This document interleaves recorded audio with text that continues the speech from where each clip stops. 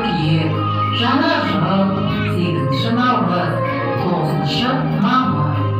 Мінекей, енді қоштасуға да уақыт келіп жетті. Сендер алғаш келгенде кішкентай ғана едіңдер. Енді уақыт өте келе өсіп те қалдыңдар. Балабақшада сендер ойнадыңдар, оқып үйрендіңдер.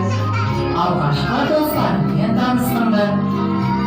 Сендермен бірге өте қызықты сәттерді өткіздік. Енді қоштасатын сәт те келген сияқты. Қараңдаршы, қандай керемет көрініс.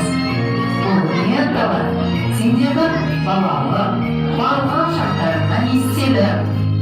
Түрлі-түсті ленталары сендерге мені, маған сендерді естететін естелік болып қалсын.